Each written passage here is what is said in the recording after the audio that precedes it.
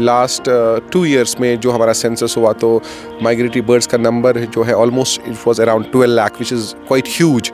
तो we are expecting hopefully this year also कि will have a good number.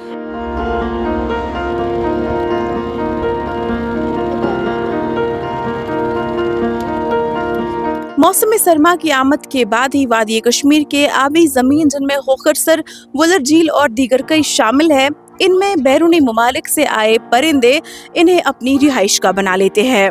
बता दें, ये अक्टूबर के महीने से ही कश्मीर को आना शुरू हो जाते हैं और मार्च के आखिर में इनकी रवानगी होती है. ये परिंदे वसी एशिया और मगरबी यूरोप के मुख्तलिफ इलाकों से कश्मीर को आते हैं. एक एदाद-ओ-शुमार के मुताबिक गुज़िश्ता साल 12 लाख से भी ज़ायद परिंदे कश्मीर को आए थे. बताया जाता है कि कश्मीर का मौसम उनके लिए मुफीद साबित होता है और इस साल भी ये सिलसिला शुरू हो चुका है.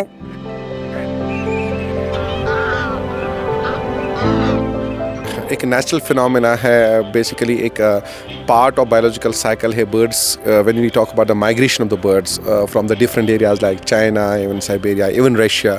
ठीक है, तो I think birds are quite adaptable to that. कि ऐसा नहीं है कि इस बार सर्दियाँ होंगी. अगर आपको लास्ट ईयर याद होगा, लास्ट ईयर भी हम -6 तक पहुँचे थे. So I think that is a part of a natural cycle. It's quite comfortable for the birds. But yes, only thing we need to ensure here कि हमारे वेटलैंड्स में इस सीज़न में जो है एक मिनिमम लेवल ऑफ वाटर हो, क्योंकि वाटर एक मेन एंटिटी होती है.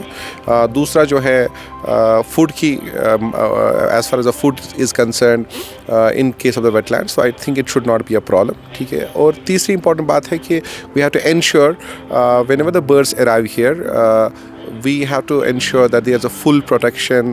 Poaching के incidents को हम minimize करने की कोशिश करते हैं. So with regard to all those preparations, we are ready and migration has already started. Even if you have a look around inside the wetland, you will get, I guess, अभी आपको अच्छे कुछ shots भी मिल जाएंगे जहाँ पे bird flocks आपको बिल्कुल clearly जो है visible होंगे और capture भी कर सकते हैं. अपार्ट फ्रॉम द कंजर्वेशन के पर्सपेक्टिव से बहुत ही इंपॉर्टेंट एक स्टेटस है वेटलैंड्स का. तो यू आर राइट, हमें इनको प्रिजर्व करने की ज़रूरत है. और लेकिन मैं आपको बता दूं कि पिछले कुछ सालों से जो है बहुत ही एग्रेसिव काम हो रहा है वेटलैंड्स पे. लेकिन इंपॉर्टेंट चीज़ समझनी यही भी है कि जो वेटलैंड्स पे इंटरवेंशंस होती हैं वो basically they are time consuming intervention. It's not that कि हमने कोई काम एग्जीक्यूट किया तो इसका इफ़ेक्ट या वो जो है कम्प्लीटली हमें ओवरनाइट देखने को मिलेगा.